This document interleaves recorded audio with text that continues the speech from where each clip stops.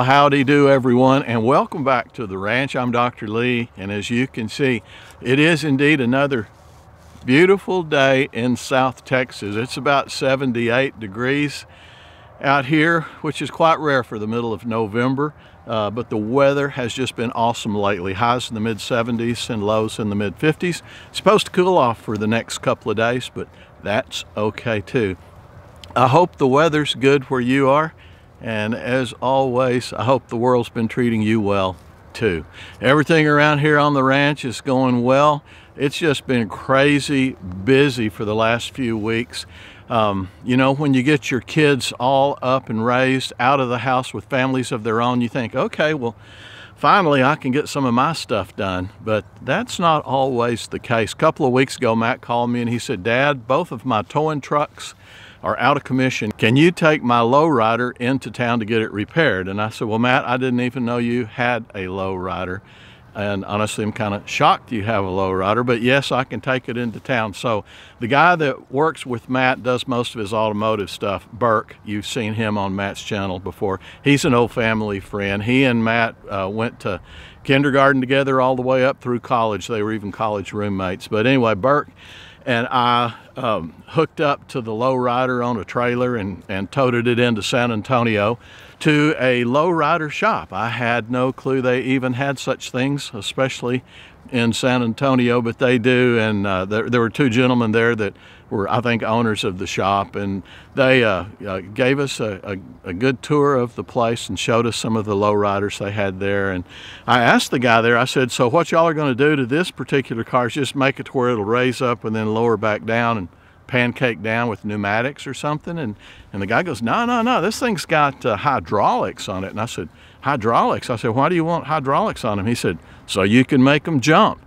And I said, what? And so I didn't take that much further because I didn't want to appear as naive or stupid as I was on the subject. So I got home and got on YouTube and started looking at lowrider cars jumping and bouncing and all that jazz. So anyway, my question to you, dear friends, I know most of y'all follow Matt too, so my question to you is, do you think Matt, or what do you think Matt's plan is with this particular car?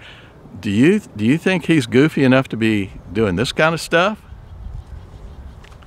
And you know, another thing, like I said, I didn't even know he had a lowrider. It was kind of interesting to see Meredith when she first saw it. You know, she gave him, you know, first she gave him that wife look.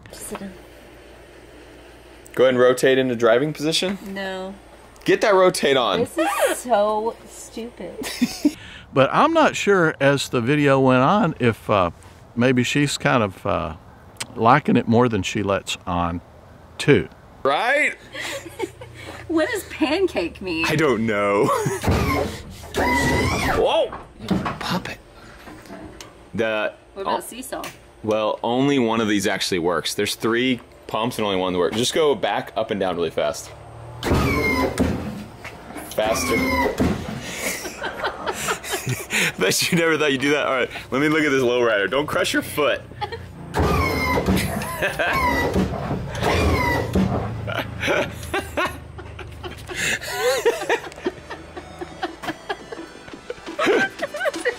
So, do you think Meredith is goofy enough to do this kind of stuff? Time will tell. Anyway, put your concerns and your answers down below, if you would, in the comment section, and we will see what you guys are thinking too. Anyway, like I said, it's been busy around here. While Matt and Meredith were off in New York, we kept all of their kids. And one particular day, all of them had soccer games on the same day. And also Mark and Jackie's kids had soccer games on that day too. So we started out early in the morning. It was really cold and everybody was wrapped up in blankets. You know how Texans are. But it was cold for us, so we go to the Abe's game at 8:30 in the morning. And I'll tell you right off the bat, some 4-year-olds are just not right up to understanding athletics and and being athletes. But anyway, we got Abe through his game. Ellie's game was next around 10 o'clock, so we watched her game. Ellie, the birthday girl, she just had her 6th birthday recently. So anyway, it was fun to watch her play. She's a pretty good little soccer player. And then after that, let's see, Addie was next. Addie's also a birthday girl. She just turned 11. But anyway, we watched Addie play, and she had a good time, and she's turning into being a real good player too.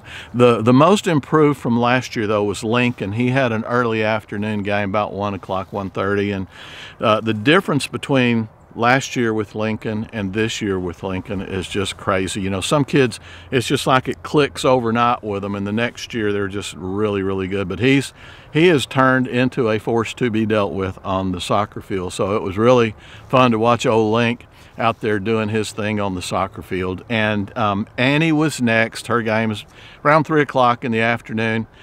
And, you know, and she's, despite her diminutive size, she makes up for that small stature in pure spunk. And so she's a good little player too. So we enjoyed watching all 5 grandkids that day. We never got to leave the soccer fields. We arrived at 8 o'clock in the morning to watch all the games and got home, I'd guess 5 o'clock or so. And you know, Nana and Baba were pretty pooped after that. Fortunate, and we still had Matt and Meredith's kids for 3 or 4 days more to go after that. But fortunately, the kids were just as dogged as we were, so we stopped and picked up some carry-out somewhere. I don't even remember what we ate that night.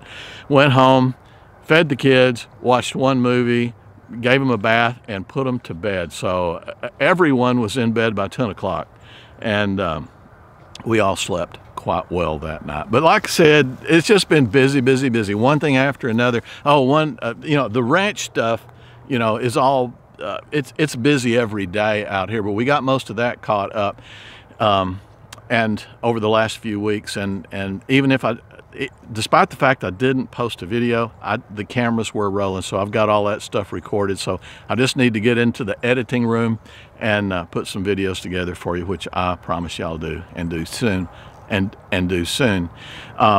But one thing we had to take care of, for the last few years, we've been rather concerned about 2 pine trees that we have at the lake house. One's in the front yard, one's in the backyard, and my mother-in-law planted them about 40 years ago. So now those trees are about 80 feet tall. The one in the front yard is right beside the drain field for the septic system. It's probably within 6 feet of the house. The roots from it are breaking up the sidewalk. And on the other side from the sidewalk, the electrical lines coming from the high lines out front down to the house pass within about 8 or 10 feet of this tree. So this tree could not fall anyway without totally destroying something. So we've been kind of worried about that for the last few years, and we got some quotes to take it out a few years ago, and they were extremely high. And however, we should have taken advantage of that at that time, because they were only higher now. And but anyway, it was one of those things we had to do because it was becoming really unsafe. And I always wondered how you're going to take down an 80-foot pine tree that has sensitive things 360 degrees around it. Well, I got to witness that, and you now will too. So what they do, they start at the base of the tree, and as they go up, they take off all the peripheral branches, and as they cut them off, they do not cut them off flush with the trunk of the tree. They leave enough for a handhold or a foothold on the tree, and they scale the tree all the way up. And they start at the bottom, take all the peripheral branches off all the way to the top, then they cut the top out of the tree. And then once they have all the branches taken off, they start cutting transverse sections about a foot, maybe a foot and a half thick in some areas, depending on the section they're working on. And they just literally shove them off and make them drop in a particular landing spot on the ground.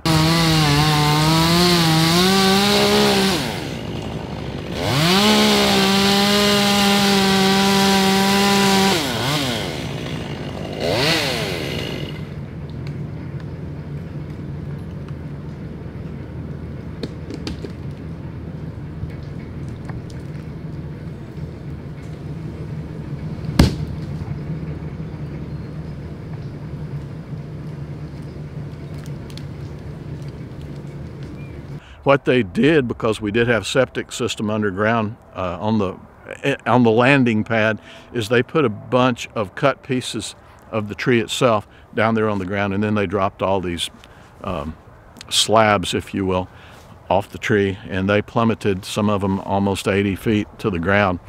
So it was really interesting to watch these guys. Man, they are crazy too. There's no way I'd do what they did. Don't really care that much for heights anyway, but 80 feet off the ground with a chainsaw hanging around your belt, climbing up and down like a monkey with safety straps and hard hats. I don't really care for heights anyway, but that doesn't seem too inviting to me, if you will. But anyway, these guys were masters at their trade. Half man, half monkey physically. They're pretty intelligent guys.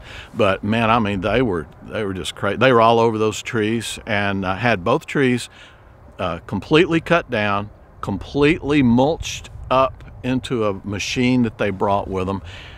Carried off, and then a stump grinder came back and dug all the what part of the stump they had left, dug it down below the level of the earth, and then packed it all in with mulch. But they did all that in 2 days. So I told my wife I didn't think I'd ever spent that much money in 2 days before. You could buy a really nice used car for what we paid to get those stumps taken out of there. But anyway, we will sleep much better now with those things gone, especially when we're there at the lake house, because the tree in the front yard was right beside our bedroom. Not a way you want to be awakened in the middle of the night. But anyway, guys, like I said, just busy stuff, just like you. And we're slowly but surely catching up on all of it. Well, guys, that's about it from out here on the ranch today. Thank you so much for stopping by and spending a little bit of time with me. You know how much it means to me. And it also means a lot to me the way you take care of one another down in the comment section. If you have any problems going on in your life, please leave us a comment down below so that we can check in on you and say a prayer for you, or just leave good words, good thoughts, and just let you know that we love you. But anyway, I have had a lot of private messages. I have had a lot of emails recently. We have a lot of brothers and sisters here that are ill. We have a lot of brothers and sisters here that have very ill loved ones too. We have a lot of people that are going through financial crises right now. We have a lot of people that are going through family situations that are just heart-wrenching. So if you have problems, put them down in the comment section. And for all the rest of you that are blessed and not having many problems right now, if you would read through the comments and find those people and let them know you love them, pray for them. If you're not a praying type person, just leave them some good positive comments and let them know that you're thinking of them and that you love them and you care for them. That's why we are all here, is to take care of one another. Once again, folks, thank you so much for dropping by here today. God bless you all. I look forward to seeing you next time, and I want you to always remember I love you. Bye-bye now.